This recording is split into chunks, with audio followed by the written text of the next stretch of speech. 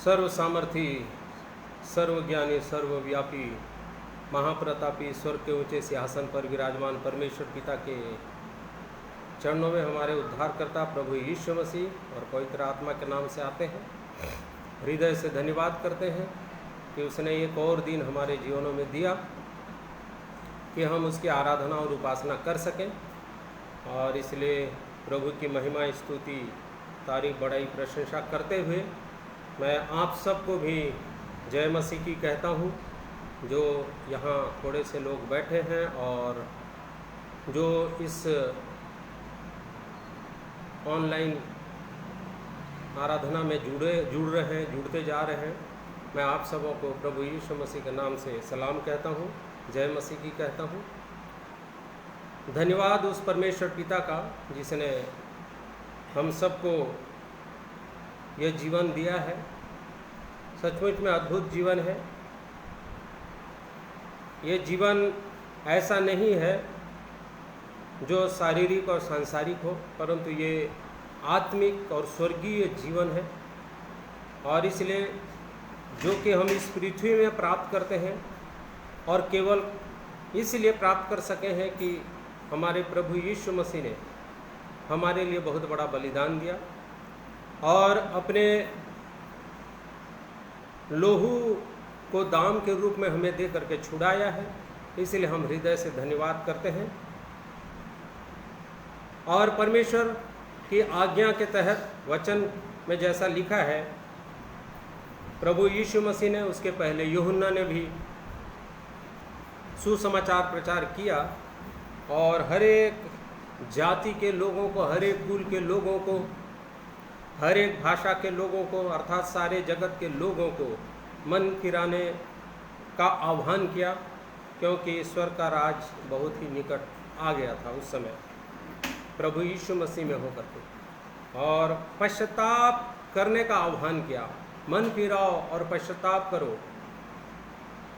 और बहुतों ने किया, जितने सुने, पवित्र आत्मा की अगुवाई प्राप्त किए, बहुतों ने किया। परमेश्वर के वचन में से 2 वचन को हम लोग पढ़ेंगे और उसके बाद प्रभु की महिमा के भाग में आगे जाएंगे। एक वचन है परमेश्वर के वचन में, योएल नबी की किताब, उसका 2 अध्याय, योएल नबी की किताब उसका 2 अध्याय 12 से 14 पद। वहाँ इस प्रकार लिखा है, तो भी यहोवा की यह वाणी है, अभी भी सुनो, उपवास के साथ रोते पीटते अपने पूरे मन से फिर कर मेरे पास आओ। अपने वस्त्र नहीं, अपने मन ही को फाड़ कर अपने परमेश्वर यहोवा की ओर फिरो, क्योंकि वह अनुग्रहकारी, दयालु, विलंब से कोप करने वाला, करुणा निधान और दुख देकर पछताने हारा है। क्या जाने वह फिर कर पछताए और ऐसी आशीष दे जिससे तुम्हारे परमेश्वर यहोवा का अन्न बलि और अर्घ दिया जाए। ये पश्चाताप करने का आह्वान था नबी के द्वारा से, और वैसे ही परमेश्वर प्रभु यीशु के एक बहुत अच्छे प्रेरित के द्वारा से एक आह्वान हुआ, लूका के द्वारा से भी, मत्ती के द्वारा से भी।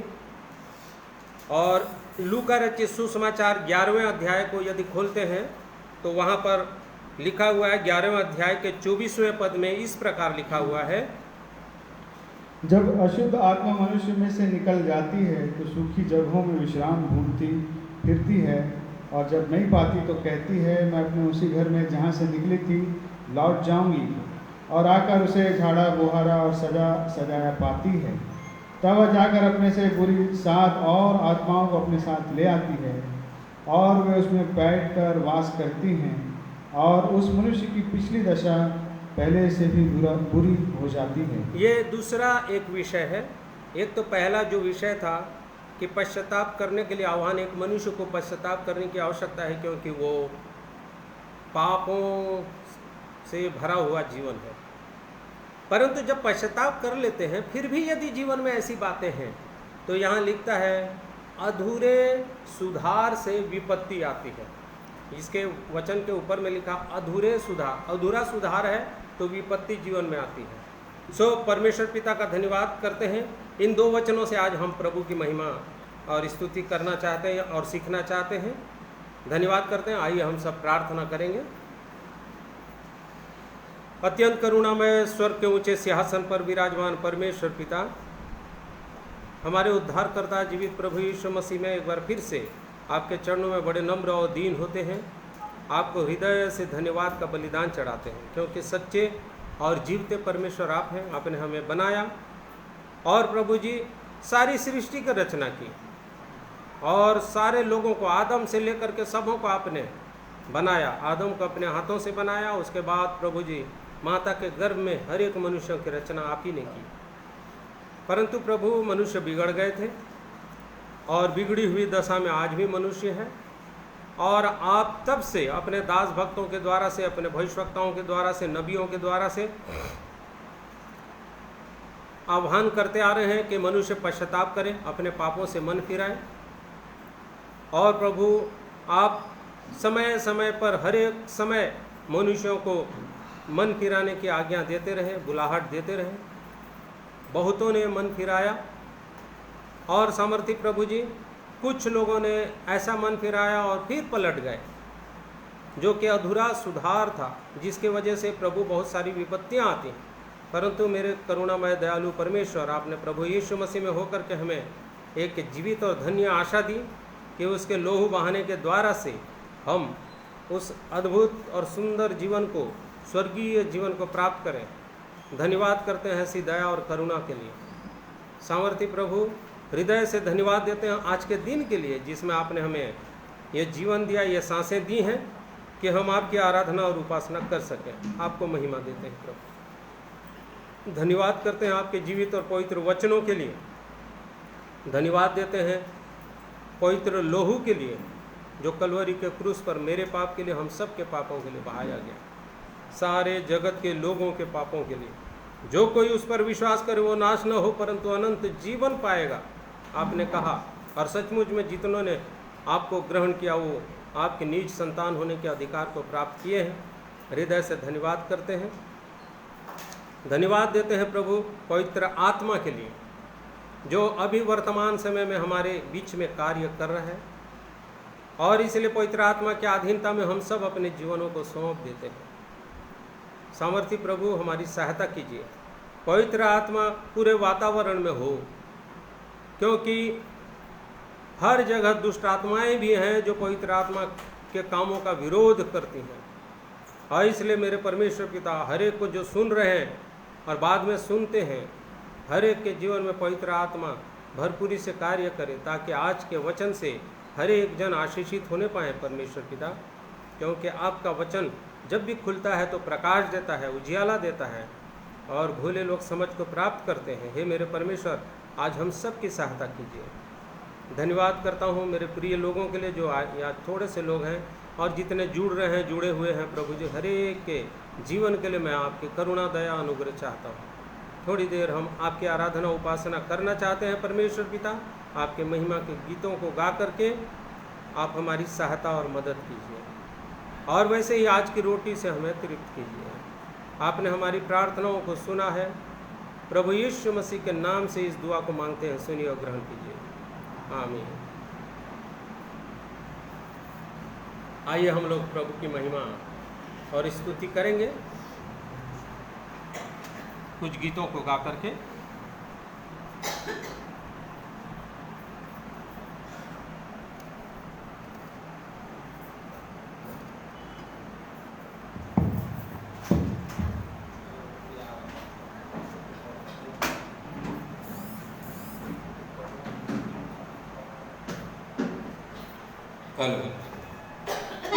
प्रभु की महिमा हो, स्तुति हो। करुणामय प्रभु परमेश्वर, हम आपकी महिमा करते हैं। आइए प्रभु की महिमा में हम लोग गाएंगे हर दिन। जो एक नई आशा हमारे जीवन में परमेश्वर देता है, जो कोई उस पर विश्वास करते हैं प्रभु पर, उनके लिए एक नई आशा है। वो संदेश उसने हमें दिया है, उस संदेश को और भी लोगों को सुनाना है। और परमेश्वर पिता हमें इस पृथ्वी पर रखा है और इस पृथ्वी में रहते हुए हमें तसल्ली तब मिलेगी जब हम उसके पास रहेंगे, उसके साथ सदा संगति में बने रहेंगे। आइए हम प्रभु की महिमा करेंगे। 116 नंबर का गीत गा करके हर दिन नई आशा का संदेश सुनाता है।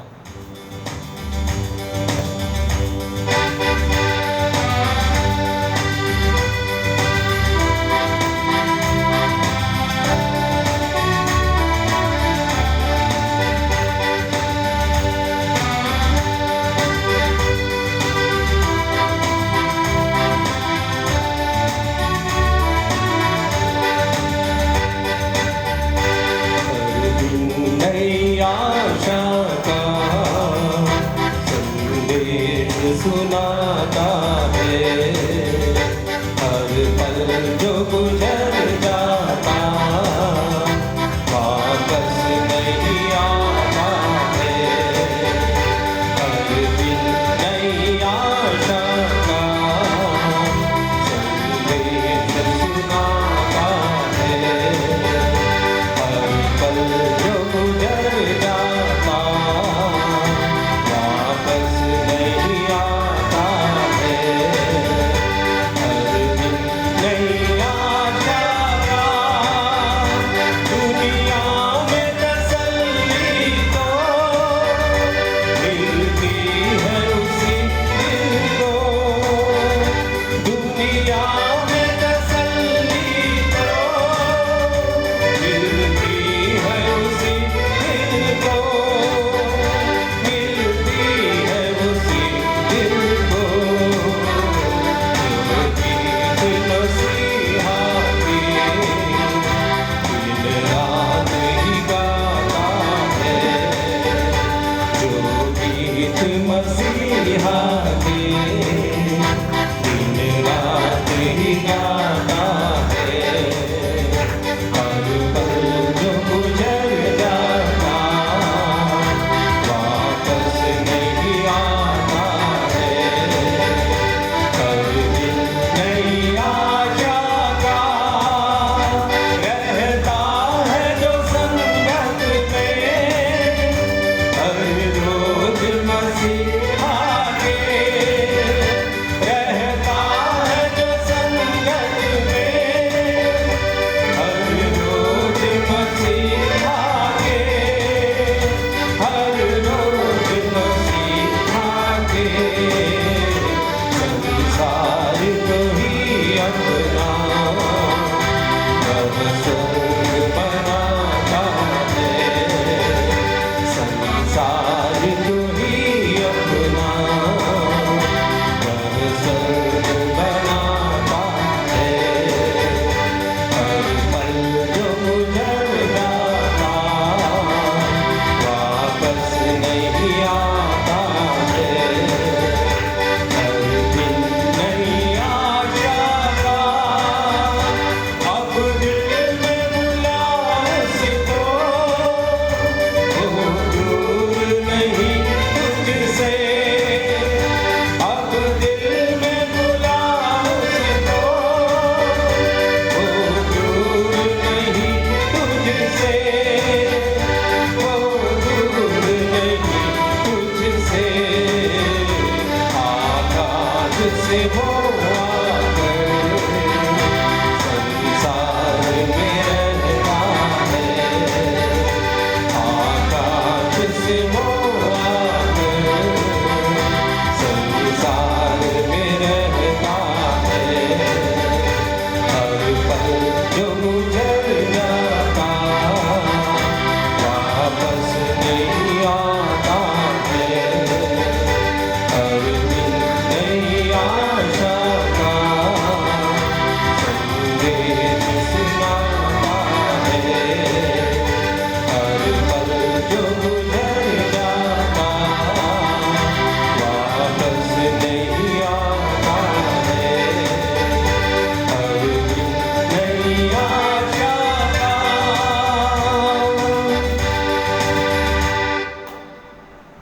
सो परमेश्वर पिता हमारे लिए प्रबंध कर दिया कि मसीह को उसने आकाश अर्थात स्वर्ग से इस संसार में भेज दिया और वो हमारे साथ रहता है। 33 साढ़े 33 वर्ष तक रहा, मनुष्यों के साथ बातचीत की, उनके साथ जिया, उठा बैठा, चला फिरा, शिक्षाएं दी और मन फिराव का सुसमाचार भी सुनाया। और धन्यवाद करते हैं कि वो जैसे ही आया स्वर्ग हमारे लिए नीचे आ गया। बस हमको अपना जीवन उसको भेंट करने की आवश्यकता है। वो चाहता है, कुछ नहीं चाहता, ना आपका रुपया पैसा चाहता, ना धन संपत्ति चाहता है, केवल आपके हृदय को भेंट के रूप में चाहता है। और ये चाहता है कि निरंतर हम उसके संत बने रहें और उसकी स्तुति और प्रशंसा करते रहें। आइए हम प्रभु की महिमा करेंगे। 115 नंबर का गीत गा करके हृदय भेंट चढ़ाएं, प्रभु को स्तुति प्रशंसा करें।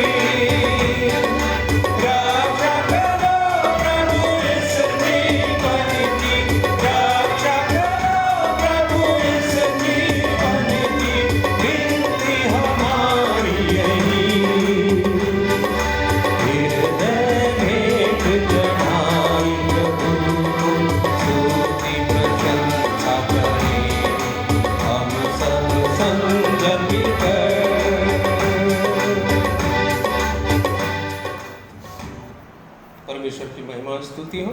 धन्यवाद। सचमुच में अर्पण कर दीजिए अपने आत्मा, प्राण और देह को, और उससे रक्षा प्राप्त करते रहिए, क्योंकि यदि हम अर्पण नहीं करते हैं तो फिर से पापों में फंस करके बहुत सारे रोगों के भागीदार हो जाएंगे और बहुत सारे दंड के। आइए हम प्रभु की महिमा में आगे बढ़ेंगे और वचन में जाने के पहले भाई अनुपम चाल से एक गीत सुनेंगे।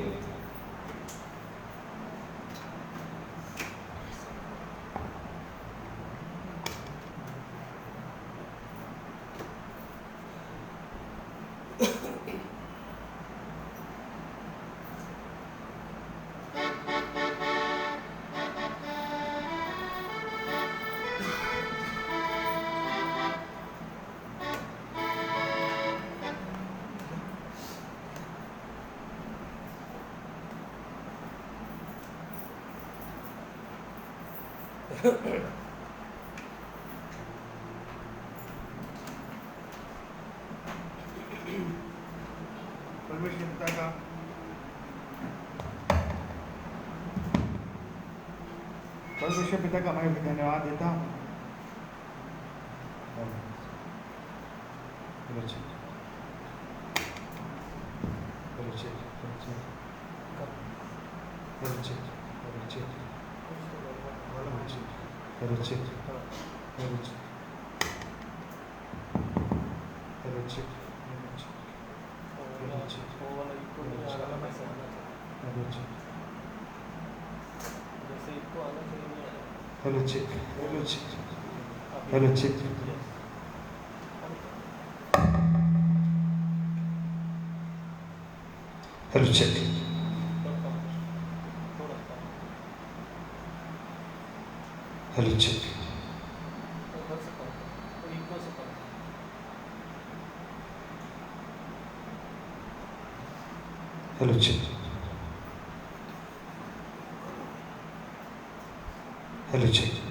परमेश्वर पिता का धन्यवाद देता हूँ कि उसने अभी तक संभाल के रखा है और आज के दिन को दिखाया है, इसलिए उस महान परमेश्वर को मैं धन्यवाद देता हूँ।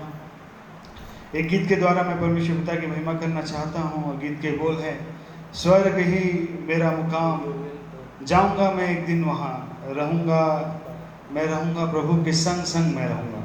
ये हम में से हर एक की आशा है कि हम एक दिन अपने परमेश्वर पिता के साथ रहना चाहते हैं और अनंत में वो महान परमेश्वर के साथ हम निवास करना चाहते हैं। इसलिए मेरे प्रियो, जब हम इस संसार में हैं तो अपनी तैयारी हम करें और अपने आप को जैसा परमेश्वर चाहता है वैसे पवित्र करें, क्योंकि परमेश्वर का वचन कहता है पवित्र करो, पवित्र बनो, क्योंकि तुम्हारा बुलाने वाला पवित्र है।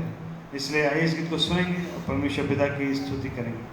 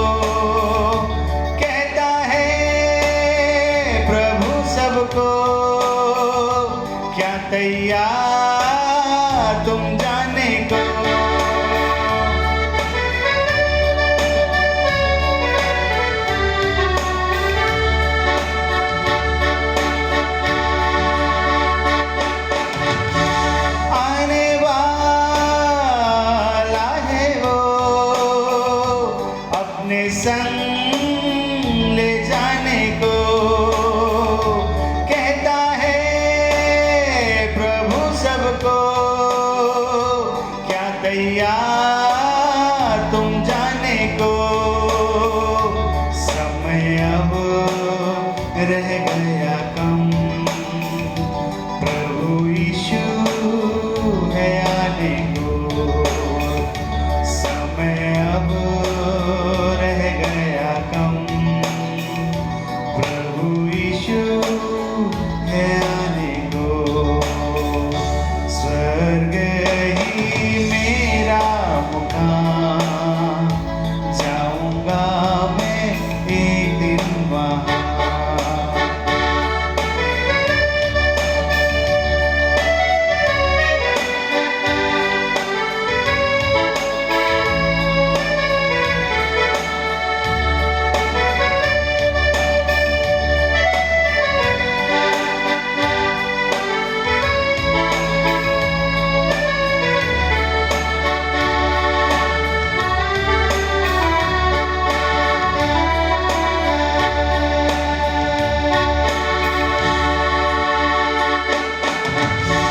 बादलों पर मेरा प्रभु मिलेगा मुझको वहीं।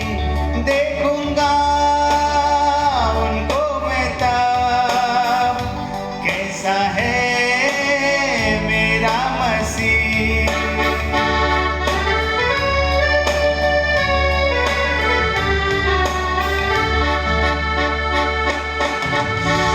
बादलों पर मेरा प्रभु मिलेगा मुझको वहीं।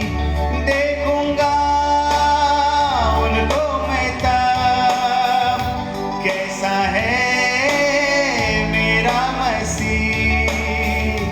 पूछेगा सारे आंसू, दे देगा खुशियाँ सारी। पूछेगा सारे आंसू, दे देगा खुशियाँ सारी।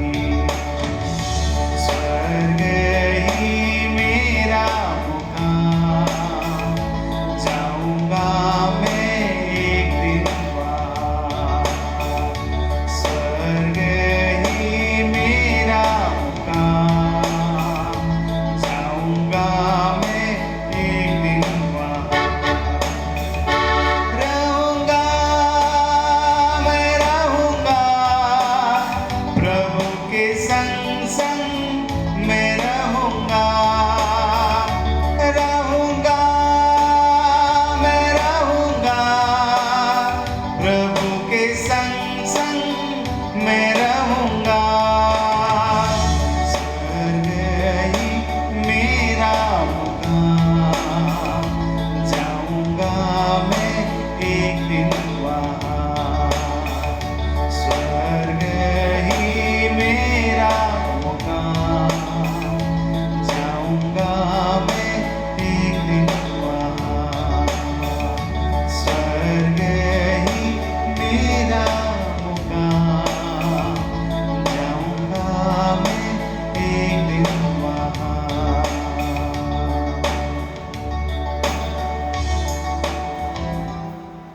परमेश्वर पिता का धन्यवाद करता हूँ इस गीत के लिए।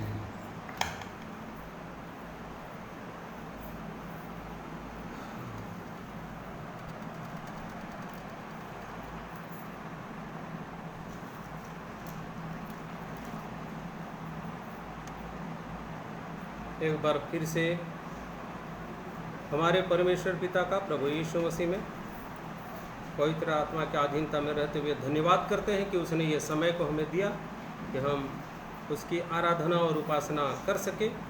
गीतों के द्वारा से सुंदर गीतों के लिए प्रभु को महिमा देते हैं। हर एक बातों के लिए प्रभु की महिमा हो।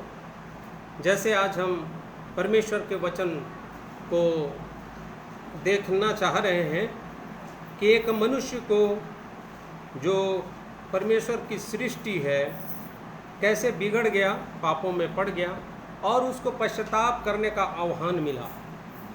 बहुत सारे दास भक्त परमेश्वर के भविष्यवक्ता नबी समय समय पर आए और मनुष्यों को आह्वान दिए। और यहाँ एक नबी के विषय में हम देख रहे थे, उससे भी परमेश्वर बातचीत किए, जा कर के मेरे लोगों के सामने सियोन में नरसिंगा को फूंक कि वो लोग पश्चाताप करने पाएँ, और पश्चाताप करने के आह्वान को तू जाके दे। ये हम पा रहे हैं योवेल नबी की किताब, उसका 2 अध्याय, जैसे अभी पढ़े भाई, और एक बार पढ़ देंगे। 2 अध्याय योवेल, उसका 12 से 14 पद तक इस प्रकार लिखा है वहाँ। तो भी यहोवा की यह वाणी है, अभी भी सुनो, उपवास के साथ रोते पिटते अपने पूरे मन से फिरकर मेरे पास आओ। अपने वस्त्र नहीं, अपने मन ही को फाड़कर अपने परमेश्वर यहोवा की ओर फिरो, क्योंकि वह अनुग्रहकारी, दयालु, विलंब से क्रोध करने वाला, करुणा निदान और दुख देकर पछताने आ रहा है। क्या जाने वह फिर कर पछताए और ऐसी आशीष दे जिससे तुम्हारे परमेश्वर यहोवा को अन्न बलि और अर्घ दिया जाए।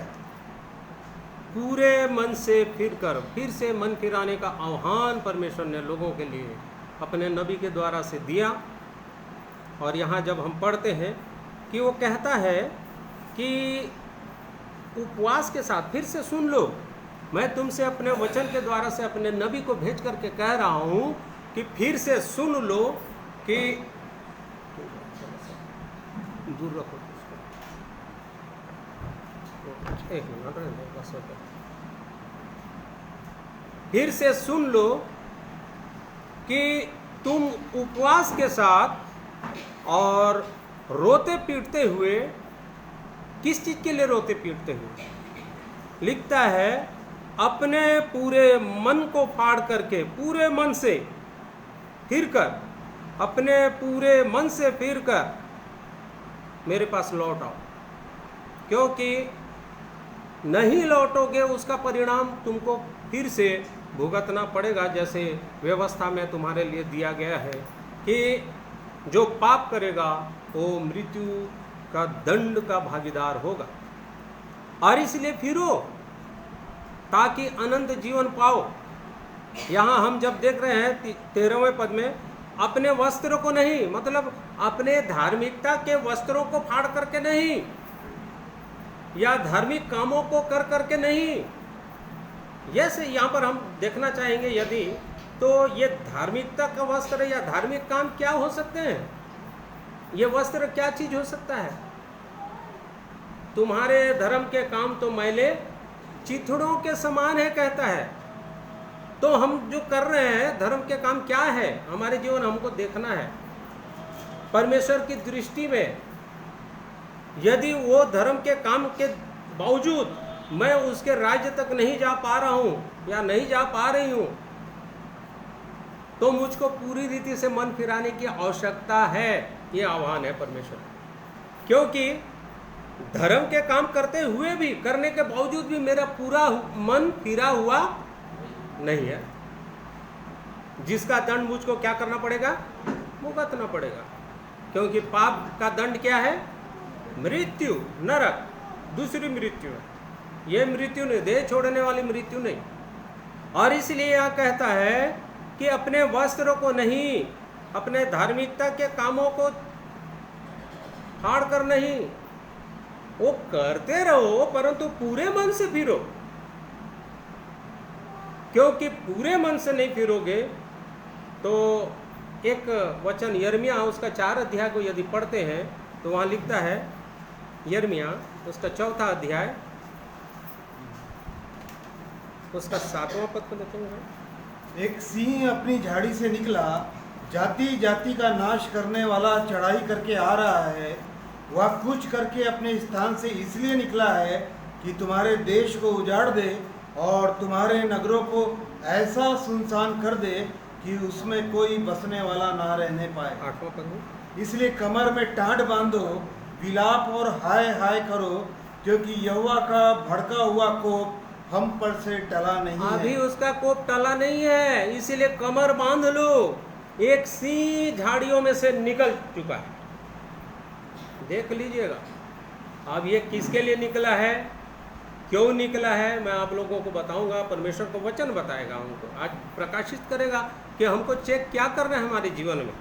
यहाँ अगर ध्यान से सुने, एक सी अपनी झाड़ी से निकला है, जाति जाति का नाश करने वाला ऐसा सिंह है। हर एक लोगों को जो मन फिराए हैं, बोल तो रहे हैं, परंतु उनका सुधार अधूरा हुआ है।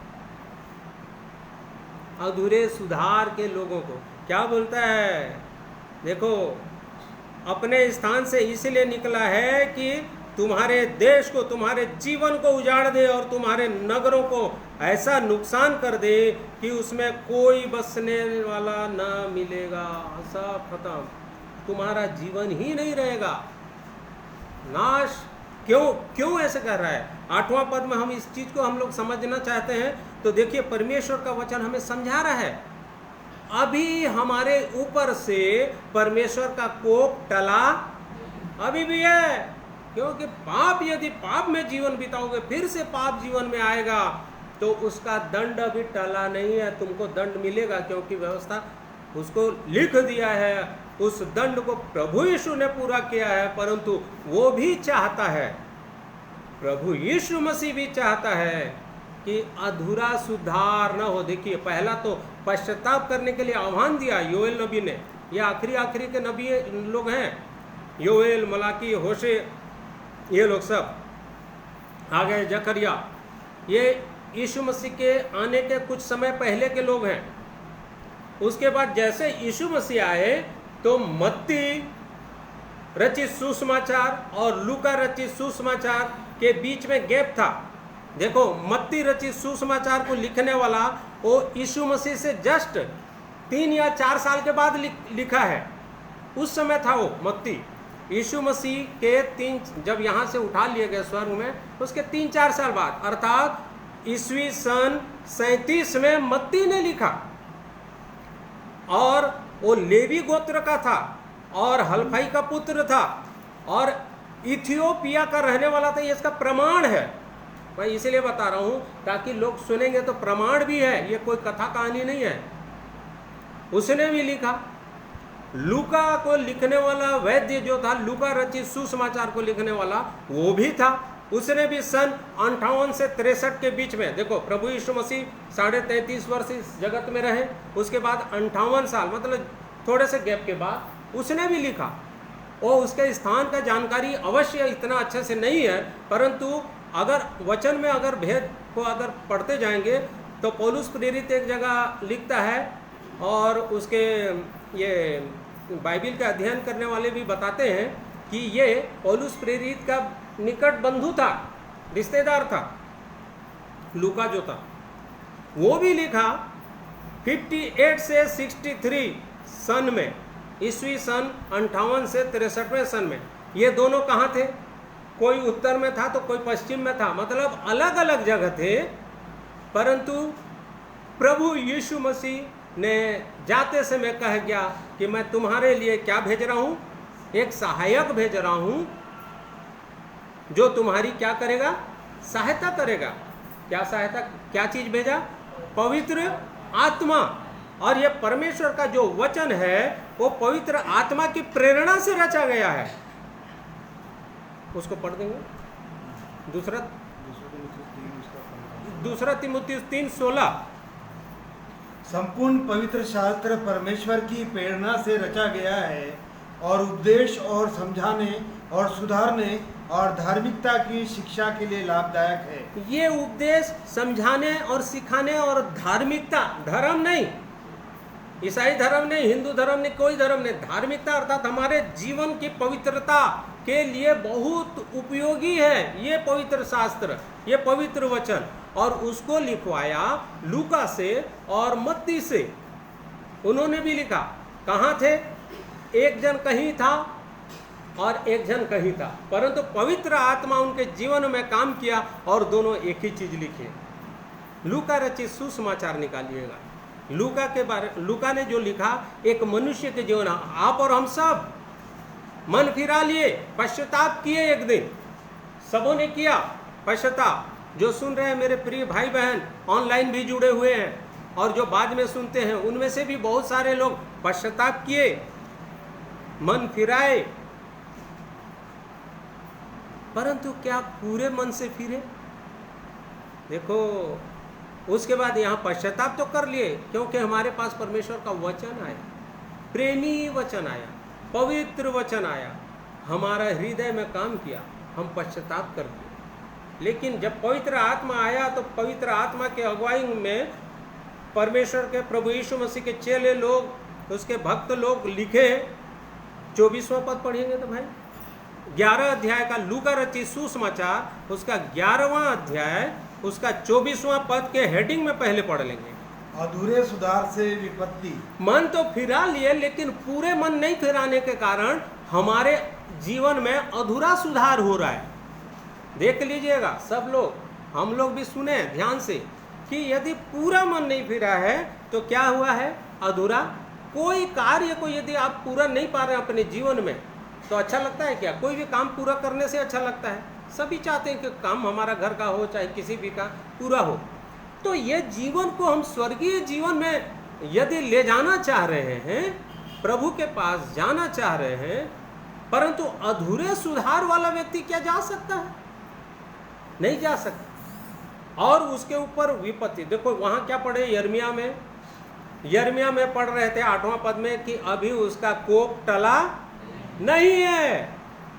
यदि अधूरा सुधार है और मेरा पूरा मन नहीं फिरा है तो उसके कोप का फिर से भागीदार होगा ही एक मनुष्य, उसका कोप का भागीदार होगा। क्या है कोप? परमेश्वर के कोप का भागीदार हो जाएगा।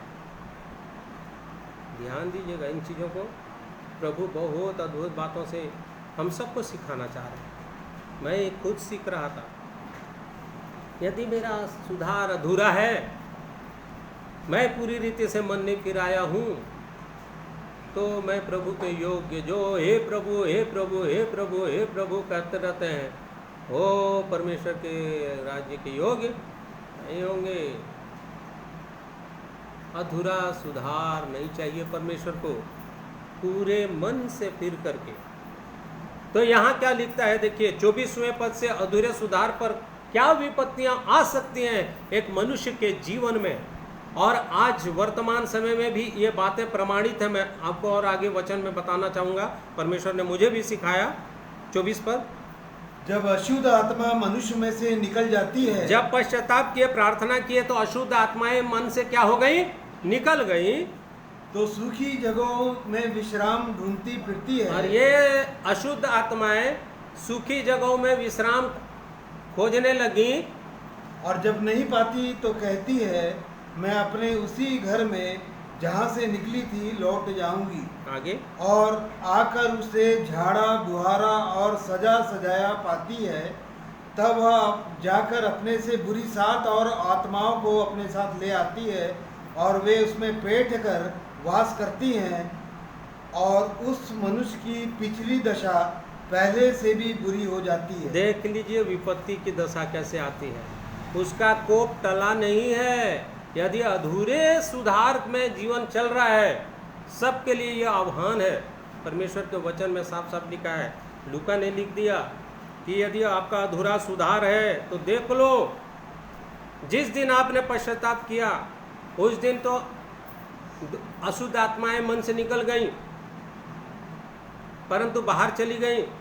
देखो अशुद्ध, अब मैं इसके विषय में कुछ बातों को बताना चाह रहा हूँ, क्योंकि बहुत सारे लोग, हम लोग प्रभु के अनुग्रह और परमेश्वर के हर एक आशीषों के बारे में बहुत चर्चा करते हैं और सुनते भी हैं, परंतु अशुद्ध आत्मा जो है, जो एक मनुष्य को पूरी रीति से नरक में ले जा रही है, उसके बारे में भी, दुष्ट आत्माओं के बारे में भी कुछ ज्ञान हमको होना चाहिए कि हम उससे बचें। देखिए कुछ 10 बातों को मैं आप लोगों को बताऊंगा। देखिए ध्यान से, वचन से भी मैं सीख रहा था कि दुष्ट आत्माएं ये एकदम अशुद्ध होती हैं।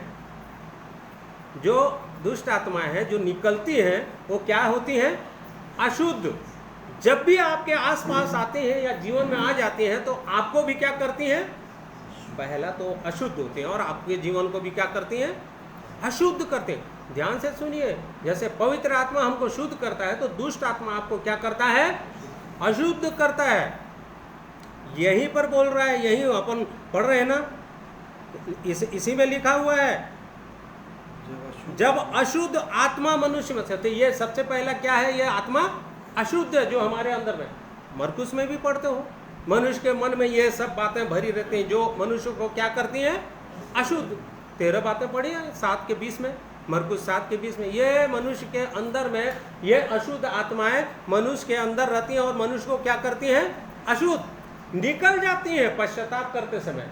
पश्चाताप कहे, प्रभु मेरे अंदर निंदा है, हे प्रभु मेरे अंदर चुगली है, प्रभु मेरे अंदर क्रोध है, हे परमेश्वर पिता, हे मेरे प्रभु यीशु, अपने लहू से धोकर पश्चाताप कर लिए। अशुद्ध आत्मा क्या करी? निकल गई।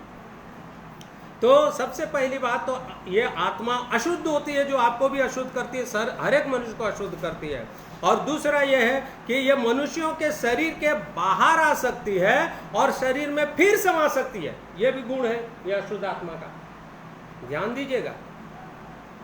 ये जब पश्चाताप करते हैं तो क्या हो जाती है? बाहर तो निकल जाती है अशुद्ध आत्मा, परंतु ये अशुद्ध आत्मा झाड़ा बुहारा देखती है और देखती है कि कहीं और जगह अच्छा नहीं मिल रहा है, तो क्या करती है? फिर से वापस उसी घर में।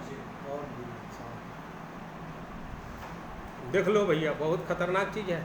वापस फिर आ सकती है, ये अशुद्ध आत्मा का काम है। वो बाहर भी जा सकती है मनुष्य के अंदर से, और वो फिर अंदर। कितना सचेत होने की आवश्यकता है? मतलब जहां अधूरा सुधार है, जहां पूरा पश्चाताप नहीं है, जहां पूरे मन से नहीं पी रहे हैं, अशुद्ध आत्मा जाती तो है, फिर से उसके अंदर आती है। और आती कैसे है? मतलब देखो, इसका और एक बहुत खतरनाक ये है, तीसरा उसका गुण है, ये चल सकती है। ये कैसे चल सकती है? क्योंकि यहाँ लिखा है ये विश्राम ढूंढती फिरती, और जब नहीं पाती तो अपने उसी घर में जहाँ से निकली थी लौट आती। मतलब चल फिर सकती है ये अशुद्ध आत्मा। देख लो, हम लोग धोखे में रहते हैं और जिसके अंदर दुष्ट आत्मा रहती है उसको बहुत भड़क करके चिल्लाते रहते हैं, और खतरनाक चीज रहता है वो अशुद्ध आत्मा। कई लोगों के जीवनों में ऐसे अधूरे सुधार के वजह से वो अशुद्ध आत्माएं हैं। और किस प्रकार से मैं बता रहा हूँ, ये तीसरा। चौथा क्या बता? ये बातें कर सकती है। अशुद्ध आत्मा बात करती है। कभी सुने हो अशुद्ध आत्मा को बात करते? नहीं सुने? हम लोग ने सुना है। जब किसी के अंदर अशुद्ध आत्मा आती है, प्रभु यीशु मसीह जब जा रहे थे तो एक व्यक्ति कब्र के आसपास रहने वाला, उसमें अशुद्ध आत्मा थी, तो क्या क्या चिल्लाया भाई? भयंकर बुरी रीति से चिल्लाया। अर्थात वो अशुद्ध आत्मा बात कर सकता है। हे परम।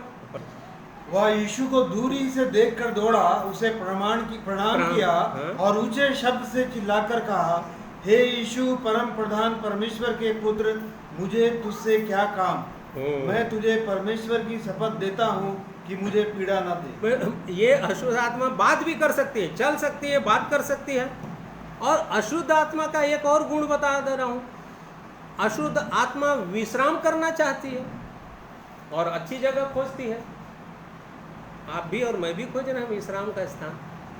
हे सब बोझ से दबे लोगों, परिश्रम करने वाले और बोझ से दबे लोगों, मेरे पास आओ, मैं तुम्हें विश्राम दूंगा। ये पवित्र आत्मा परमेश्वर पिता प्रभु यीशु मसीह का आह्वान है।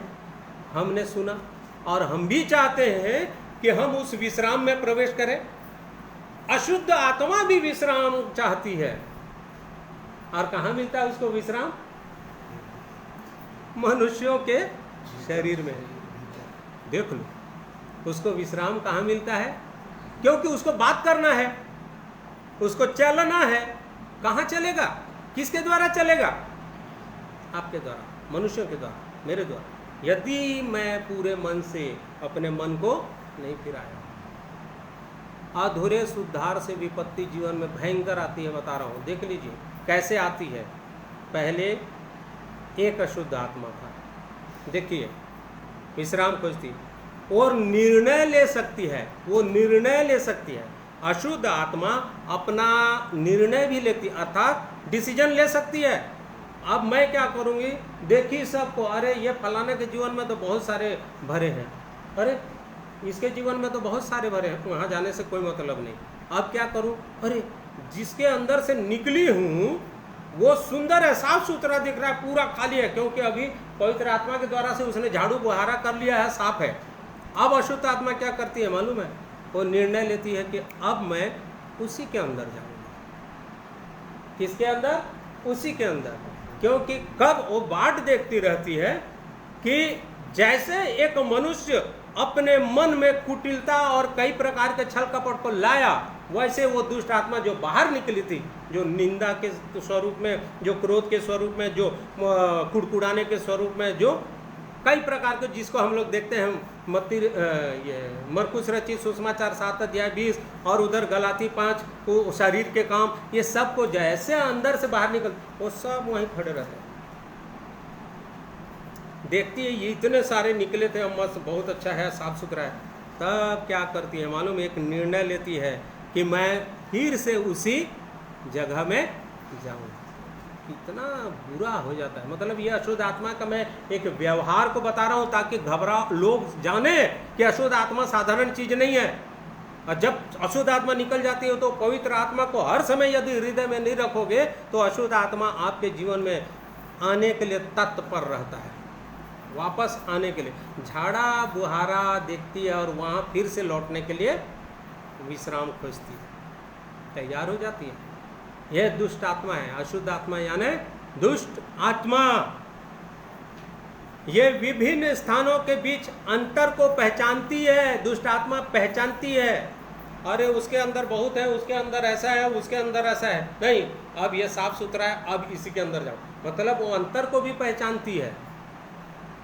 आज उस फलाने का जीवन बहुत साफ सुथरा है, अरे इस फलाने तरफ वहां से निकल तो गई हूं, पर इस फलाने तरफ जहां के जाके देखती हूँ तो बहुत सारे भरा हुआ है, नहीं यहाँ नहीं जाती। वो निर्णय ले लेती है और क्या करती है, वो अंतर को पहचानती है कि यहाँ तो ठीक नहीं है, फिर से साफ सुथरा में जाती हूँ।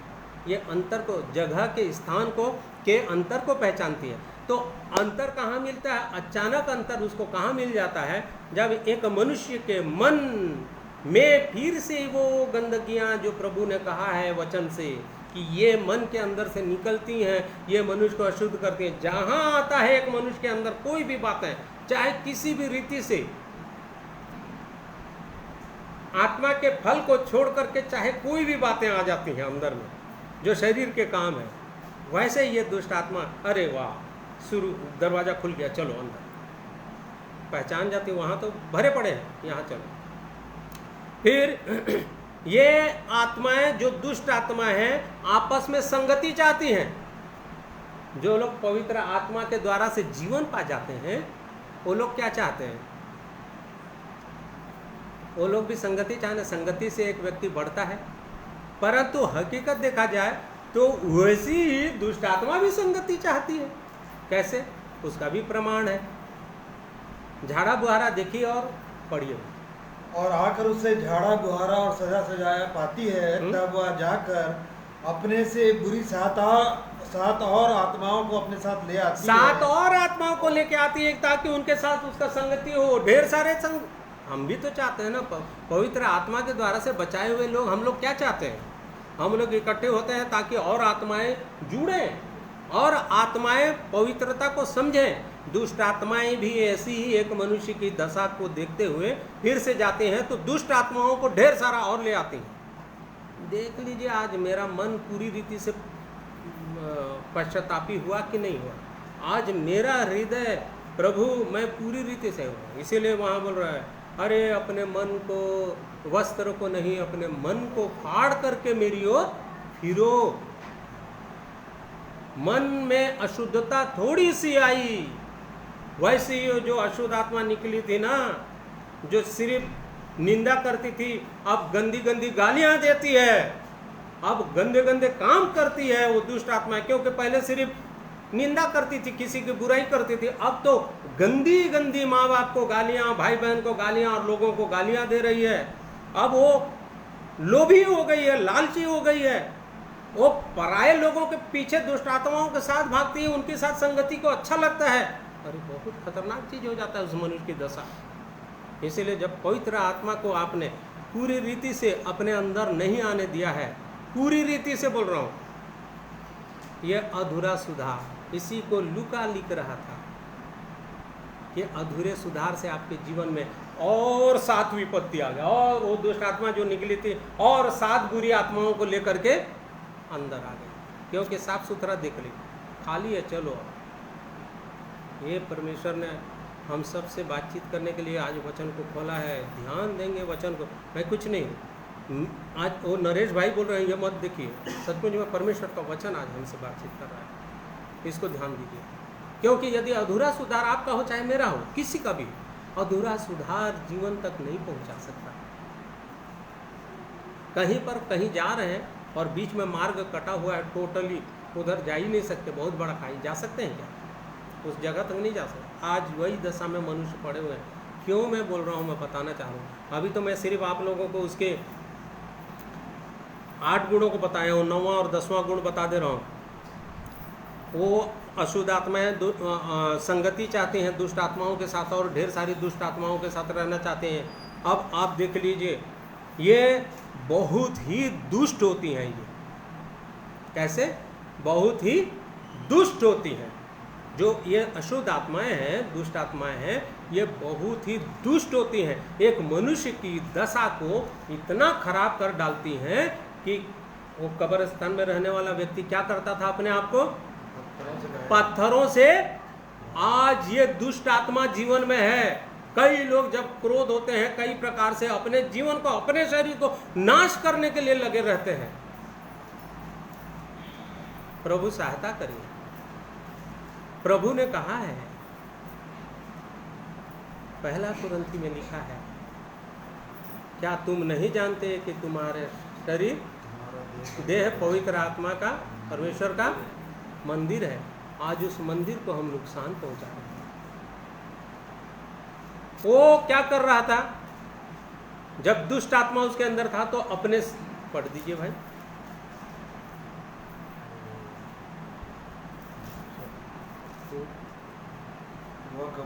हाँ, वह कब्रों में रहता था और कोई उसे सांकलों से भी नहीं बांध सकता था। उसको कोई किसी प्रकार से समझा नहीं सकता था, ना उसको सांकल में नहीं बांध सकते थे। फिर क्योंकि वह बार बार बेड़ियों और सांकलों से बांधा गया था, पर उसने सांकलों को तोड़ दिया और बेड़ियों के टुकड़े टुकड़े कर दिए थे। 1 मिनट, क्या ये मनुष्य कर रहा था? उसके अंदर अशुद्ध आत्मा जो थी ना, वही कर रहा था। फिर और कोई उसे वश में नहीं कर सकता था। वह लगातार रात दिन कब्रों और पहाड़ों पर चिल्लाता और अपने को पत्थरों से घायल करता था। अपने को पत्थरों से घायल करता था। परमेश्वर ने सृष्टि किया मनुष्य के जीवन को, शरीर को, माँ के गर्भ में भी मुझको और आपको रचा है।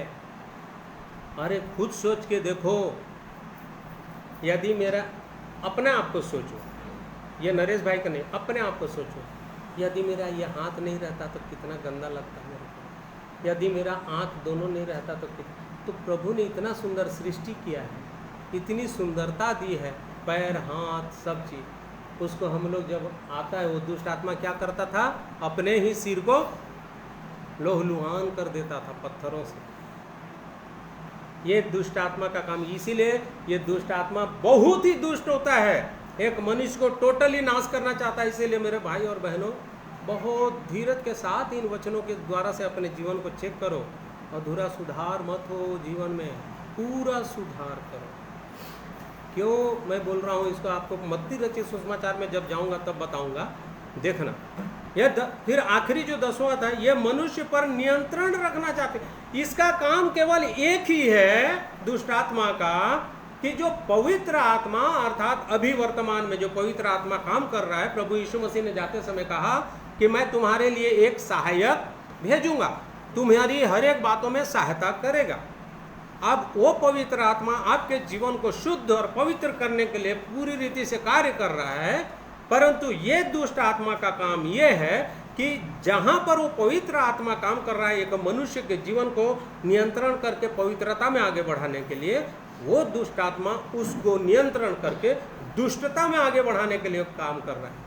अर्थात वो मनुष्य को पूरी रीति से क्या करना चाहता है? नियंत्रण में रखना चाहता है। ये दुष्ट आत्मा का कार्य है, ध्यान दीजिएगा। जिसके जीवन में थोड़ा सा भी मात्रा में भी आने लग जाता है, चेक कर लेंगे। क्योंकि यदि मैं खुद चेक नहीं करूँगा अपने लिए, तो एक दिन मैं भी अपने जीवन में नुकसान उठा सकता हूँ। प्रभु चाहता है कि हम चेक करें। और ये तो देखिए, पवित्र आत्मा आपको पवित्र करना चाहता है, दुष्ट आत्मा का काम उसको बिगाड़ना चाहता है। तो अपने जीवन को नरक में कोई ले जाना नहीं चाहता है, इसलिए क्या करना पड़ेगा? पूरे मन से फिरना पड़ेगा, पश्चाताप करना पड़ेगा। वस्त्र को नहीं, परंतु अपने मन को फाड़ करके आना पड़ेगा। क्यों आना पड़ेगा?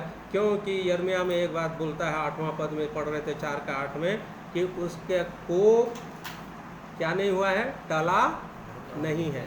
आज भी उसका कोप हमारे जीवन के ऊपर लटका हुआ है, तलवार है, याद कीजिएगा।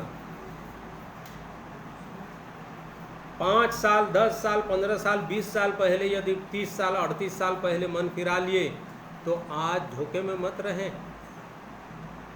मेरा जीवन मैं प्रभु को दे चुकी हूँ और पवित्र है, धोखे में न रहें। उस समय दिए थे, उस समय पवित्र आत्मा काम किया, आज वही पवित्र आत्मा काम कर रहा है क्या? यदि नहीं कर रहा है तो दुष्ट आत्माओं का एक आने लग गए हैं। यदि ऐसे आने लग गया है तो बहुत जगह जीवन में आपकी अशांति रहेगी। आत्मा के जितने फल हैं वो नहीं रहेंगे। प्रेम, आनंद, मेल, धीरज, कृपा, भलाई, ये सब कुछ भी नहीं रहेंगे। तब एक मनुष्य की दशा वैसे ही कब्रिस्तान में जो रहने वाले मनुष्य की सी हो जाएगी। इसीलिए प्रभु चाहता है, क्यों चाहता है, क्या चाहता है प्रभु? लूका लिख रहा था यहाँ, अब लूका रचित सुसमाचार पढ़े ना 11:24, वही बात को मत्ती लिख रहा था इथियोपिया में बैठ करके। यीशु मसीह के ठीक जाने के 4 साल बाद वो ईस्वी सन 37 में लिख रहा था।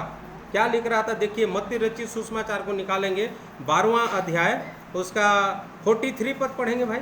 12वां अध्याय मत्ती रचित सुसमाचार 43 से आगे पढ़ेंगे। जब अशुद्ध आत्मा मनुष्य में से निकल जाती है तो सूखी जगहों में विश्राम ढूंढती फिरती है और पाती नहीं।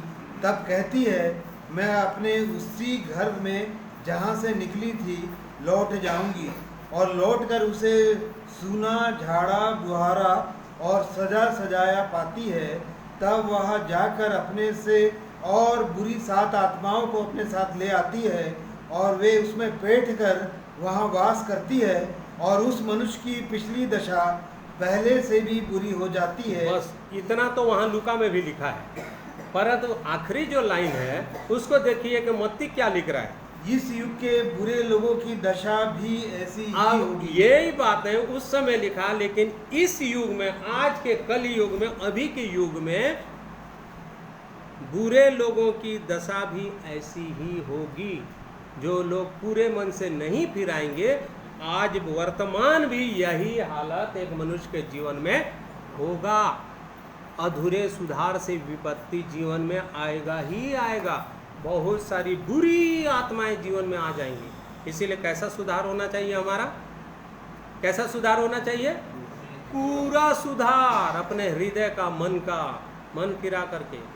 पश्चाताप कर दिया उस दिन हो गया? नहीं, आज मेरा जीवन में पूरा सुधार है कि नहीं, इसके प्रति रोज दिन नहीं किए तो आप और मैं कहाँ जाएंगे? क्या होगा हमारा प्रभु? क्योंकि उद्धार पाने के बाद पीछे हटने वाले मनुष्य की सच्ची दशा को इसमें प्रकट किया गया है। पूरी रीति से दिखा रहा है कि अधूरा सुधार यदि हुआ है, उद्धार तो पाया परंतु अधूरा सुधार हुआ है, तो दुष्ट आत्माएं उसके जीवन को कहां से कहां तक पहुंचा देती हैं। व्यभिचार तक पहुंचा देती हैं, परमेश्वर के हाथों से हटा देती हैं। कितना खतरनाक दशा में मनुष्य पड़ जाता है। इसीलिए लिखा है अधूरे सुधार से विपत्ति। विपत्ति को साधारण शब्द मत समझिए, बहुत बहुत भयंकर शब्द है। एक मनुष्य के ऊपर विपत्ति जब आती है ना तो हाहाकार मच जाता है, पूरा जमीन हिल जाता है, उसके जीवन का पूरा जमीर हिल जाता है। विपत्ति एक साधारण शब्द नहीं है। जब एक व्यक्तिगत मनुष्य के जीवन में आता है वही समझ सकता है कि विपत्ति क्या है। अधूरे सुधार से एक मनुष्य के जीवन में पूरी रीति से विपत्ति आती रहती है, इसीलिए पूरे सुधार की आवश्यकता है। एक बार पा लिए तो हमारे जीवन में पूरा उद्धार आ गया नहीं। उद्धार के बाद यदि हमारा जीवन इस कंडीशन में है तो एक वचन पढ़िए, देखिए कैसा हो जाएगा, वो कैसा व्यक्ति हो जाएगा। दूसरा पतरस 2 अध्याय निकालिए।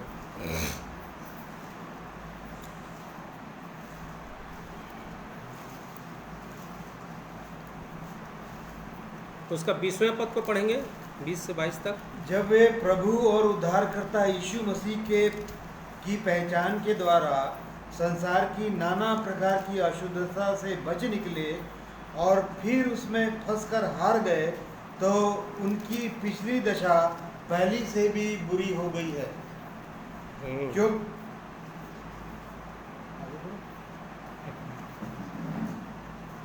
फिर से पढ़। जब वे प्रभु और उद्धारकर्ता यीशु मसीह की पहचान के द्वारा संसार की नाना प्रकार की अशुद्धता से बच निकले और फिर उसमें फंसकर हार गए, तो उनकी पिछली दशा पहले से भी बुरी हो गई है। हाँ।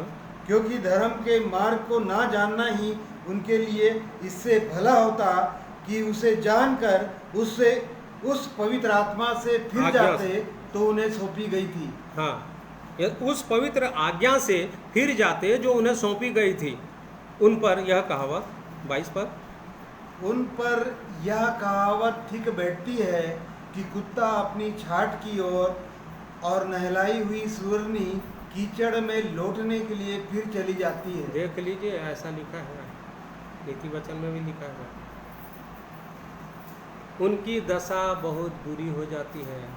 यहाँ साफ साफ लिखता है, उद्धारकर्ता यीशु मसीह की पहचान के द्वारा संसार की नाना प्रकार की अशुद्धता से बच निकले, परंतु समझ नहीं पाए। फिर से वो अशुद्ध आत्मा बैठी है घात लगा के। पढ़े, झाड़ियों में वो सिंह छुप करके क्या कर रहा है? घात लगा करके बैठा है कि जाति जाति के लोगों को, एक मनुष्य को, ऐसे मनुष्यों को भी जिनके जीवन से अशुद्धता क्या हो गया था? निकल गया था। उनको घात लगा करके फिर से अशुद्ध करने के लिए वो घात लगा करके बैठा हुआ है, वो शैतान, वो दुष्ट आत्मा। क्योंकि वो दुष्ट है, उसका काम ही दुष्ट है। ये दशा है। पहले हम उद्धार पा गए, पश्चाताप किए, यीशु मसीह के नाम से उद्धार को जान गए, परंतु आज की दशा को मुझको चेक करने की आवश्यकता है। क्या मैं आज की दशा में मेरी स्थिति सही है? इब्रानी उसका 6वां अध्याय को यदि पढ़ते हैं, वहाँ पर लिखता है, 4 पद से 9 पद तक पढ़िए 6वां अध्याय का। क्योंकि जिन्होंने एक बार ज्योति पाई है और जो स्वर्गीय वरदान का स्वाद चख चुके हैं और पवित्र आत्मा के भागी हो गए हैं और परमेश्वर के उत्तम वचन का और आने वाले युग की सामर्थ का स्वाद चख चुके हैं, यदि ये सब हो चुका है जीवन में पश्चाताप करने के बाद, तो यदि वे भटक जाएं तो उन्हें मन फिराव के लिए फिर नया बनाना अनहोना है, क्योंकि वे परमेश्वर के पुत्र को अपने लिए फिर क्रूस पर चढ़ाते हैं और प्रगट में उस पर कलंक लगाते हैं। बस देख लीजिएगा, आज यदि ऐसे मिला जुला वाला जीवन है, अभी भी अधूरा सुधार है, तो मैं प्रभु यीशु मसीह को, परमेश्वर के पुत्र को फिर क्रूस पर चढ़ा रहा हूं, नहीं है। क्रूस पर चढ़ा रहा हूं नहीं लिखा है यहाँ, पढ़िए भाई उसको, एक शब्द बीच में लिखा है, अब अपने लिए क्रूस पर चढ़ा रहे हैं। किसके लिए? हाँ पढ़िए। क्योंकि वे परमेश्वर के पुत्र को अपने लिए फिर क्रूस पर चढ़ाते हैं। हाँ, ऐसा जीवन जी रहा है जो भी व्यक्ति, तो क्रूस पर प्रभु यीशु मसीह को अपने जीवन के लिए फिर से चढ़ा रहे हैं। कितना दुख की बात होगी। अपने जीवन के लिए साधारण तरीके से बोले जाएंगे, हम फिर से प्रभु यीशु मसीह को क्रूस पर चढ़ा रहे हैं। नहीं, एक व्यक्ति यदि ऐसा जीवन जी रहा है तो अपने लिए क्रूस पर फिर से उसको क्या दशा है उस मनुष्य की, देख लीजिए। फिर से चढ़ाएंगे, नया होना अनहोना, इसलिए पूरा सुधार, अधूरा सुधार मत करिए। अधूरा सुधार से एक मनुष्य की दशा यही स्थिति होगी, बहुत बुरा हाल होगा। कभी भी उसके जीवन में वो शांति, वो सुख कभी नहीं मिलेगा, हो ही नहीं सकता।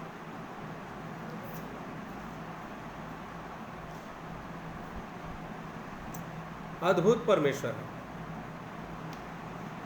प्रेमी परमेश्वर है, सामर्थी परमेश्वर है।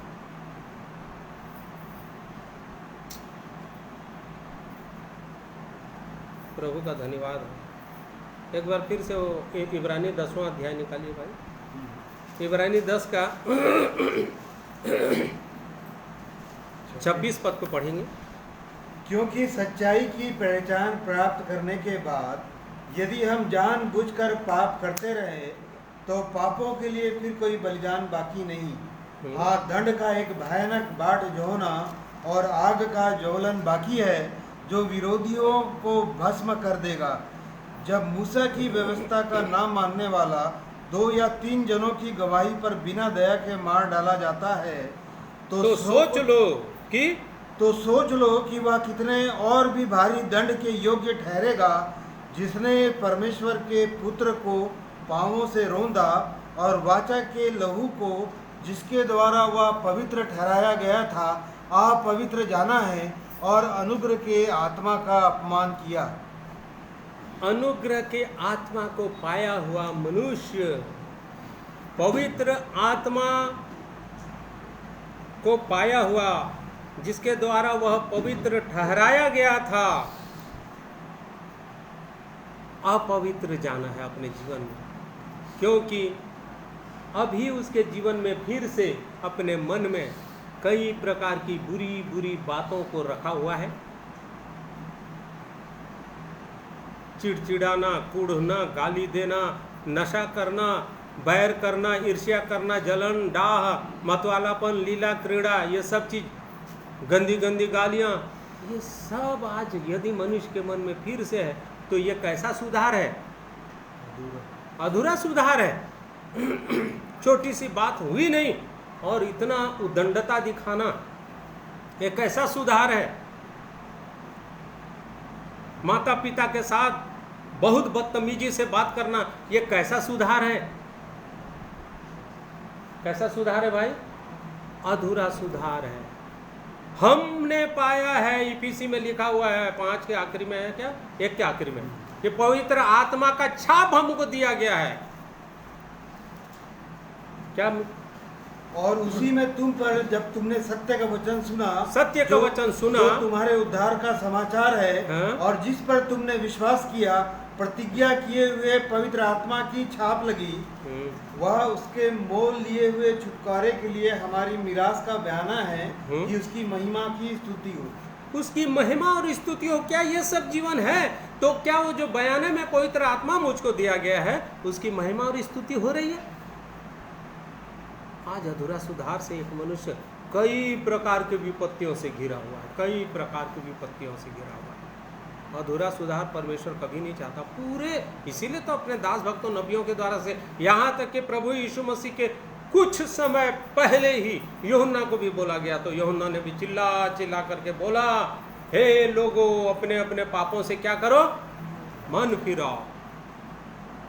मन नहीं फिराए तो प्रभु यीशु मसीह ने एक शब्द कहा, जो लोग मन नहीं फिराए थे वो सीधा आ रहे थे बपतिस्मा लेने के लिए, उनको क्या कहा, हे सांप के बच्चों, तुम्हें किसने जता दिया कि आने वाले क्रोध से भागो।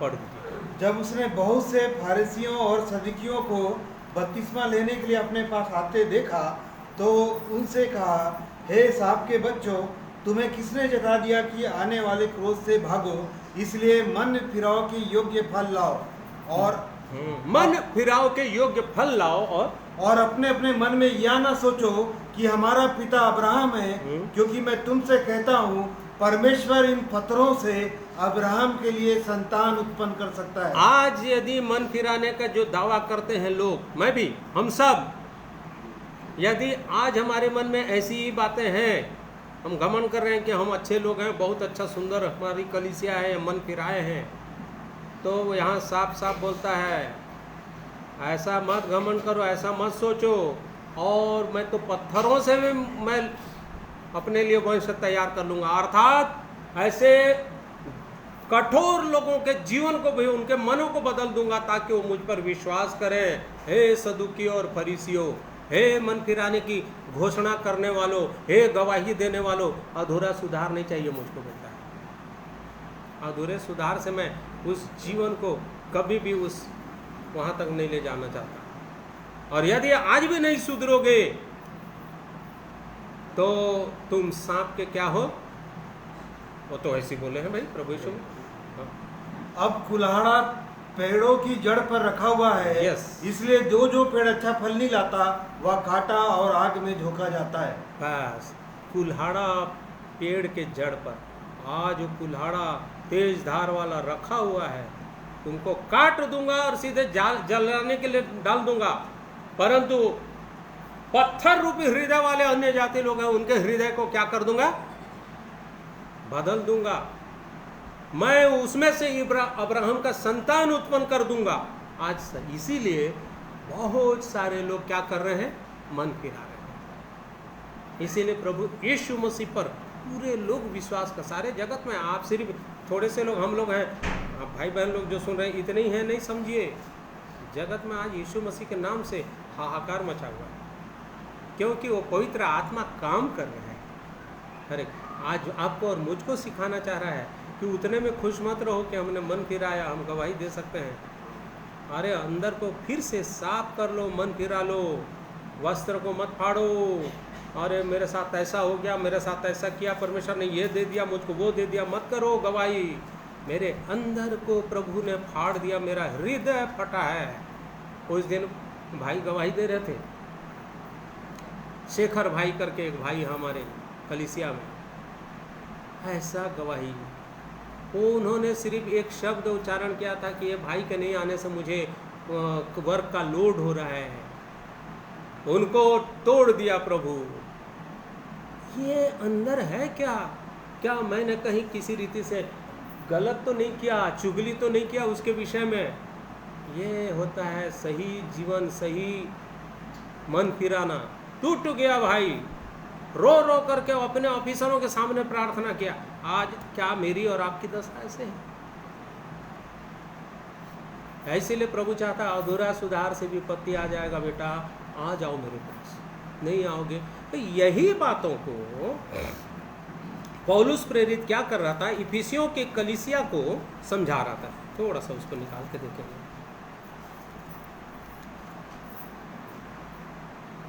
इफिसी 4 अध्याय को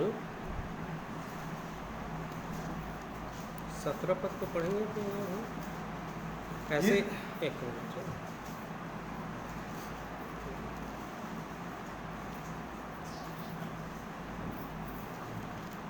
पढ़िए। इसलिए मैं यह कहता हूँ और प्रभु में आग्रह करता हूँ कि जैसे अन्य जाति लोग अपने मन की अनर्थ रीति पर चलते हैं, तुम अब से फिर ऐसे ना चलो। ऐसे मत चलो। अन्य जाति लोग ऐसे अनर्थ रीति पर चलते हैं, अब मन के अनर्थ रीति पर मत चलो। मेरे भाइयों और बहनों, आपने मन को फिरा लिया है। आगे, क्योंकि उनकी बुद्धि अंधेरी हो गई है और उस अज्ञानता के कारण जो उनमें है और उनके मन की कठोरता के कारण वे परमेश्वर के जीवन से अलग किए हुए हैं और वे सुन्न होकर लुचपन में लग गए हैं कि सब प्रकार के गंदे काम लालसा से किया करें। ये अन्य जाति ऐसे कर रहे हैं, पर तुमने मसीह की ऐसी शिक्षा नहीं पाई, वरन तुमने सचमुच उसकी सुनी और जैसा यीशु में सत्य है उसी में सिखाए भी गए हैं। वैसे सिखाए गए हो, तुमने ऐसी शिक्षा नहीं पाई। ये सब काम तुम्हारे जीवन से बिल्कुल हटाने के लिए पवित्र आत्मा का छाप दे दिया गया है। पवित्र आत्मा आपको संभालने के लिए सहायक के रूप में दे दिया गया है। ऐसी शिक्षाएं आज से नहीं, जिस दिन आपने मन फिराया, वचन आपके जीवन में काम किया, तब से पा रहे हो शिक्षा। और वरन तुमने सच क्या लिखा है, पर तुमने मसीह की ऐसी शिक्षा नहीं पाई वरन तुमने सचमुच उसकी सुनी और जैसा यीशु में सत्य है उसी में सिखाए भी गए। क्या सिखाए गए कि नहीं 22 पद कि तुम पिछले चाल चलन के पुराने मनुष्यत्व को जो भरमाने वाली अभिलाषाओं के अनुसार भ्रष्ट होता जाता है उतार डालो और अपने मन के आत्मिक स्वभाव में नए बनते जाओ और नए मनुष्यत्व को पहन लो जो परमेश्वर के अनुरूप सत्य की धार्मिकता और पवित्रता में सृजा गया है। इसलिए नए मनुष्यत्व को पहन लो और बोलता है भरमाने वाले मन को और अपने मन की आत्मिक स्वभाव में नए बनते जाओ। आपके मन को फिर से कोई ऐसी आत्मा भरमाने न पाए। यह शिक्षा दे रहा है।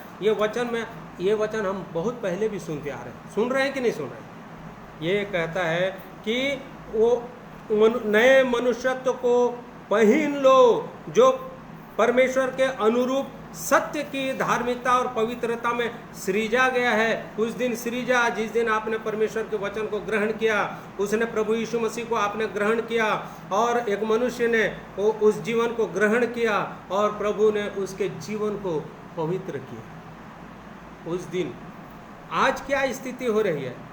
आज कहीं ऐसी दशा से हट करके फिर मेरी दशा ऐसे तो नहीं हो रही है। कैसे? इसी की शिक्षा पौलुस प्रेरित दे रहा था। किसको? इफिसियों की कलीसिया को, कलीसिया के लोगों को। क्या क्या था उनके जीवन में, आज मेरे और आपके जीवन में तो नहीं है। इसीलिए आइए 25वें पद को पढ़ेंगे। क्या क्या उनके जीवन में भरा हुआ था, भरते जा रहा था। इस कारण झूठ बोलना छोड़कर, यह झूठ था, हर एक अपने पड़ोसी से सच बोले क्योंकि हम आपस में एक दूसरे के अंग है। दूसरा 26वें पद में लिखा है, क्या था? क्रोध तो करो पर पाप मत करो, सूर्य अस्त होने तक तुम्हारा क्रोध ना रहे। क्रोध भी था। आगे, और ना शैतान को अवसर दो, चोरी करने वाला फिर चोरी ना करे। शैतान को बड़े प्यार से अवसर दे रहा, आ भैया आजा आजा। शैतान को तो अपना ये बना लिए। तुम यदि क्रोध आ गया तो पिता बना लिए शैतान को, क्योंकि क्रोध का पिता। देख लीजिए यहां फिर लिखता है, क्या है आगे वाला वचन? चोरी करने वाला फिर चोरी न करे, वरन भले काम करने में अपने हाथों से परिश्रम करे, इसलिए कि जिसे प्रयोजन हो उसे देने को उसके पास कुछ हो। कोई गंदी बात तुम्हारे मुंह से ना निकले। ये भी बातें हैं, आज हमारे जीवनों से गंदी बातें तो नहीं निकल रही आगे, पर आवश्यकता के अनुसार वही निकले जो उन्नति के लिए उत्तम हो, ताकि उससे सुनने वालों पर अनुग्रह हो। इसीलिए बहुत सारे लोगों के जीवन में अनुग्रह नहीं हो रहा है। मेरे भाइयों बहनों, ये कलीसिया को शिक्षा दे रहा था। पहले भी मैं सिखा चुका हूँ, सीख चुके हो, ऐसे बोलता है। तुमने सुनी सुंदर सुंदर शिक्षा को, आज फिर यही जीवन है। झूठ है, क्रोध है, चोरी है, अभिलाषाएं हैं, यहाँ तक कि मुंह में क्या है? गंदी गंदी गालियाँ हैं। दूसरे मनुष्य के जीवन में कहाँ से अनुग्रह होगा? तुम्हारे अंदर क्रोध है, हो सकता है क्या? बताइए, नहीं होगा। तो ये पूरा जो है ना, आप 4-5 ये सब को यदि पढ़ेंगे ना, चौथा अध्याय 5वां अध्याय को, तो इसमें बहुत सुंदरता से शिक्षा दिया है कलीसिया को क्या क्या चीज़ से बचना है, क्या क्या नहीं करना है। तो वो पवित्र आत्मा आपके मन को पवित्र करते रहेगा। इसको पढ़िए घर में जाके। ऐसा जीवन मेरे अंदर तो नहीं है परमेश्वर पिता, जिसके कारण से मैं किसी के लिए भी आशीष का कारण नहीं हूँ। देख लीजिए, एक वचन और पढ़िए, 5वां अध्याय का 10 पद पढ़िए उसी का। और यह परखो कि प्रभु को क्या भाता है, अंधकार के निष्फल कामों में सहभागी ना हो, वरन उन पर उलाहना दो। परखो, यह परखो कि प्रभु को क्या भाता है। अब एक चीज मेरे को बताए, 4 का 30 पद से पढ़ते जाइए। क्या ये सब चीजें प्रभु को भाता है? चलिए। परमेश्वर के पवित्र आत्मा को शोकित मत करो। आप ऐसे करके पवित्र आत्मा को शोकित कर रहे हैं, परमेश्वर को भाएगा? हाँ या नहीं बोलेंगे, है कि नहीं? बिल्कुल नहीं भाएगा। फिर जिससे तुम पर छुटकारे के दिन के लिए छाप दी गई है, फिर सब प्रकार की कड़वाहट और प्रकोप और क्रोध और कलह और निंदा सब बैरभाव समेत तुम में से दूर की जाए। ये सब तुम्हारे अंदर रहेगा तो परमेश्वर को भाएगा ऐसा व्यक्ति का मन भाएगा? नहीं भाएगा। फिर एक दूसरे पर कृपालु और करुणामय हो, और जैसे परमेश्वर ने मसीह में तुम्हारे अपराध क्षमा किए, वैसे ही तुम भी एक दूसरे के अपराध क्षमा करो। और ये इसको पढ़िए भैया, तीसरा पद को 5:3 से। जैसा पवित्र लोगों के योग्य है, वैसा तुम में व्यभिचार और किसी प्रकार के अशुद्ध काम या लोभ की चर्चा तक ना हो, और न निर्जलता, निर्लजता, हाँ, न मूर्खता हाँ। की बातचीत की, न थट्टे की, क्योंकि वे बातें शोभा नहीं देती, वरन धन्यवाद ही सुना जाए। शोभा नहीं देती ऐसी बातें जो हमारे जीवन में है, तो क्या प्रभु ग्रहण कर लेगा, पसंद करेगा? नहीं करेगा। फिर क्योंकि तुम यह जानते हो, किसी व्यभिचारी या अशुद्ध जन या लोभी मनुष्य को जो मूर्ति पूजा के बराबर है, मसीह और परमेश्वर के राज्य में मिरास नहीं। बस ऐसे व्यक्ति का जीवन है तो परमेश्वर के राज्य में क्या नहीं है? मिरास नहीं है। इसलिए अपने जीवन को यहाँ 10वां पद में पढ़वा रहा था, और यह परखो कि प्रभु को, परमेश्वर को क्या आपके जीवन से क्या भाता है कि नहीं? अद्भुत परमेश्वर का वचन है। यदि आज मैं नहीं परख रहा हूँ वो आज भी बुलाहट दे रहा है, आज भी आपको बुला रहा है, हम सबको बुला रहे हैं, अपने वचन के द्वारा से बुला रहे हैं। ऐसा जीवन है तो परमेश्वर के राज्य में कभी भी प्रवेश नहीं कर पाओगे। और बुरी बुरी आत्माएं, दुष्ट आत्माओं को कारण ये बताया क्या क्या उनके गुण है, क्या क्या है। दुष्ट आत्मा बहुत काम कर रहा है जीवनों में। ये काम कलीसिया के बीच में शिक्षा दे रहा था, ऐसी जीवन था लोगों का, इफिसियों कलीसिया। आज मुझको और आपको बचना है, परमेश्वर की वाणी को सुनना है। वो आज आपको और मुझको बुला रहा है। नहीं सुनेंगे और नहीं लौटेंगे तो फिर से वो साथ क्या कितनी बुरी आत्माएं हमारे अंदर आती जाएंगी, इसका कोई पता नहीं। क्योंकि ओ महान परमेश्वर, ओ प्रभु, हमारे चेहरे को, हमारे जीवन को अपने हथेली में खून से चित्र बना करके रखा हुआ है। वो देखता है ये फलाना, आज तेरा जीवन और तेरा मन कैसा है। सबको जानता है, नाम से सबको जानता है। आज ऐसा मन है तो आज ऐसे मन के अंदर कुछ भी बातें हैं, पवित्र आत्मा को शोकित न करो। आज ही मान लो, फुट फुट करके रो करके मानो। जीवन में आप अपने आप को शांति में पाओगे और परमेश्वर आपको लेने के लिए प्रभु को भेजेगा और स्वर्गीय राज्य के अधिकारी होगा। और ऐसा ही जीवन चलते रहेगा, अधूरे सुधार के जैसा चल रहा है वैसे ही चलने दो, तो विपत्ति के दिन फिर हम कुछ भी उपाय नहीं कर पाएंगे। इसलिए आज अवसर दे रहा है परमेश्वर अपने पवित्र आत्मा के द्वारा से, पवित्र वचन के द्वारा से, कि आज फिर से प्रभु मेरे जीवन में मैं इन वचनों को सुनी हूँ, मैं सुना हूँ, इसलिए आपकी ओर आज लौट रहा हूँ। हे मेरे प्रभु, मुझ पर फिर से दया कर। मेरे हृदय में ये बातें आ गई है, मेरे अंदर में ये छल कपट, निंदा, व्यभिचार, बुरी भावनाएं, बुरी काम सब आ गए हैं। मैं आज फिर से अपने जीवन को समर्पण करती हूँ। मेरे अंदर क्रोध आ गया है, कुड़कुड़ाहट आ गया। हे मेरे प्रभु, मुझ पर दया कर। वो लहू जिसके वजह से मैं उस उद्धार को जानी थी या जाना था, वो उसका मैं फिर से अवहेलना कर दिया, उसके निंदा कर दिया, मैं उसे अपवित्र ठहरा दिया। प्रभु मुझ पर दया कर, मुझे क्षमा कर। जिस दिन आप मांगेंगे ना, प्रभु फिर से आपको दया करने के लिए खड़े हैं और बुला रहे हैं। प्रभु आप सबको आशीष दे। आइए एक प्रभु की महिमा के लिए गीत एक सुनेंगे और उसके बाद प्रार्थना करेंगे।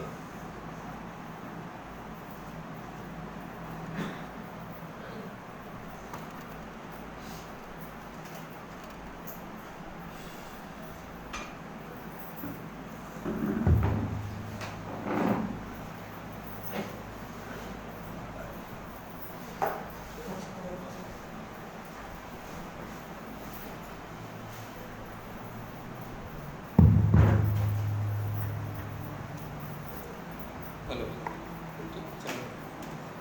हेलो, ठीक।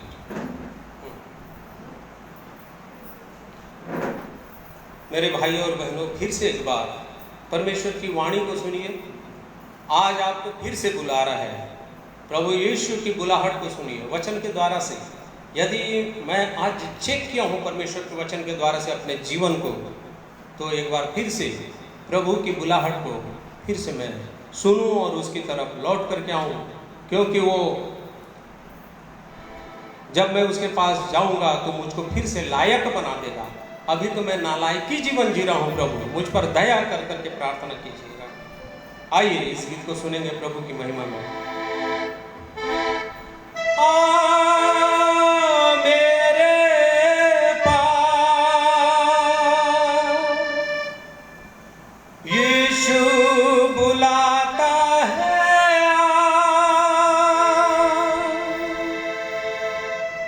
आ मेरे पास यीशु बुलाता है, आ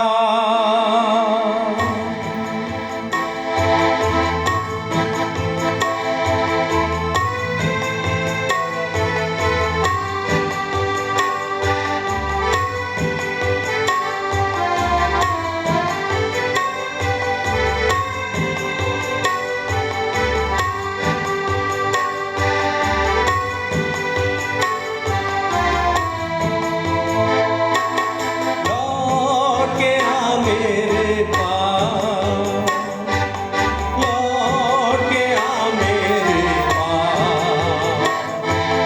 लौट के आ मेरे पास,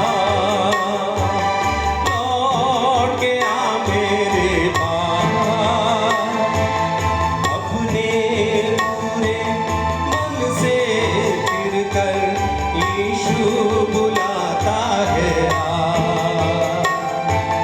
अपने पूरे मन से फिर कर यीशु बुलाता है, आ लौट के आ मेरे पास, लौट के आ मेरे पास, लौट के आ मेरे पास,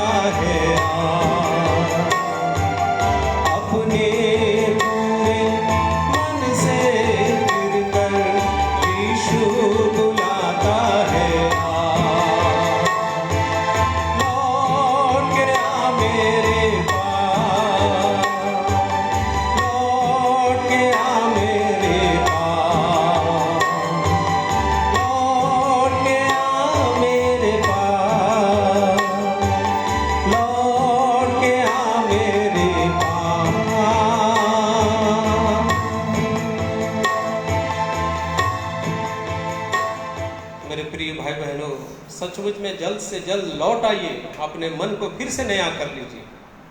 अद्भुत परमेश्वर है, वो विपत्ति आपके ऊपर से टला नहीं है, हम सब के ऊपर से टला नहीं है।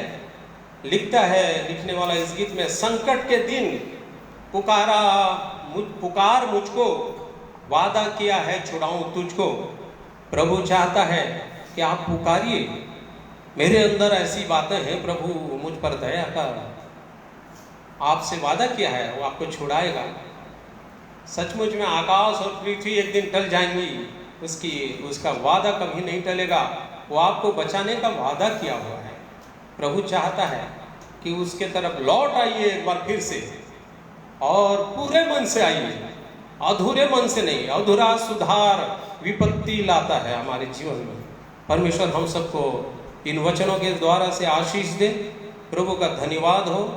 आइए हम अंतिम प्रार्थना करेंगे और प्रिय भाई अनुपम के द्वारा से हम प्रार्थना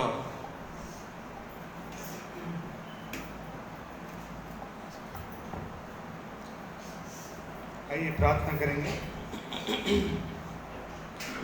धन्यवाद धन्यवाद धन्यवाद महान परमेश्वर पिता, एक बार फिर से आपके चरणों में बड़े नम्रता और बड़े दीनता, बड़े आदर, बड़े भय के साथ आते हैं प्यारे पिता। धन्यवाद देते हैं महान परमेश्वर, सचमुच में आपकी महाकरुणा का फल है परमेश्वर पिता कि हम जीवित हैं और मिटे नहीं हैं प्यारे प्रभु, क्योंकि परमेश्वर पिता आपने आज के दिन के लिए अपनी करुणा को हमारे जीवन में नया कर दिया प्यारे पिता, ताकि प्रभु हम आज के इस दिन को देख सके प्यारे पिता, और आपकी महिमा कर सके, आपकी स्तुति कर सके। ये आपकी इच्छा है परमेश्वर पिता, इसलिए आपके उस महान प्रेम के लिए परमेश्वर पिता, ओ विराट प्रेम के लिए परमेश्वर पिता, जिसकी कोई सीमा नहीं है, आपने ऐसा प्रेम किया है मनुष्य से प्यारे पिता। ऐसे महान परमेश्वर के पिता परमेश्वर, आपके प्रेम के लिए धन्यवाद देता हूँ। आप प्रभु, स्वर्ग आपका सिंहासन है और पृथ्वी आपके पांव तले चौकी है परमेश्वर पिता, फिर भी आपने हमसे प्रेम किया है प्यारे प्रभु, फिर भी आपकी दृष्टि हम जैसे मनुष्यों पर लगी रहती है प्यारे पिता। आपका धन्यवाद देते हैं, सुंदर वचनों के लिए धन्यवाद देते हैं प्यारे पिता, जिससे आपने आज फिर से प्यारे प्रभु चिताना चाहा। हाँ प्रभु जी, और अपने जीवन को देखने में मेरे महान परमेश्वर मुझसे हर एक की आपने सहायता किया प्रभु, इसलिए आपका धन्यवाद देते हैं। ऐसे पवित्र वचनों के लिए प्यारे पिता, जिसके खुलने से प्रकाश हो जाता है मेरे महान प्रभु, और भोले लोग समझ को प्राप्त कर लेते हैं प्यारे पिता। हाँ प्रभु, ये वचन सचमुच में हमारे पाँव के लिए दीपक और हमारे मार्ग के लिए उजाला बने प्यारे प्रभु, और हम आपके वचन के प्रकाश में अपने जीवन को देखने पाएँ प्यारे पिता। ऐसी सहायता कीजिए मेरे महान परमेश्वर पिता, दया कीजिए और अनुग्रह कीजिए स्वामी परमेश्वर। सब कुछ को प्यारे पिता आज के दिन को प्रभु आपके पवित्र हाथों में सौंप देते हैं प्यारे प्रभु। हाँ प्रभु, अवश्य आपने हम सबसे बातें किया प्रभु, आपका धन्यवाद देते हैं प्यारे पिता। जितने लोग सुन रहे हैं प्रभु, उन सबों को आशीषित कीजिए मेरे महान परमेश्वर, और जो आगे भी सुनते हैं परमेश्वर, उनसे भी बातें कीजिए प्यारे प्रभु। धन्यवाद देते हैं प्यारे पिता, आपने प्रार्थना सुना, विनती अपने उद्धार करता प्रिय पुत्र प्रभु यीशु के पवित्र मधुर और मीठे नाम में मांग लेते हैं, सुनिए एवं ग्रहण करिए, आमीन। प्रिय भाई बहनों, आप सबों का धन्यवाद देते हैं जिन्होंने आज हमारे साथ इस आराधना में ज्वाइन करके परमेश्वर की आराधना की। परमेश्वर आप सभी को बहुत आयत से आशीष दे, और आप सबों को जय मसीह।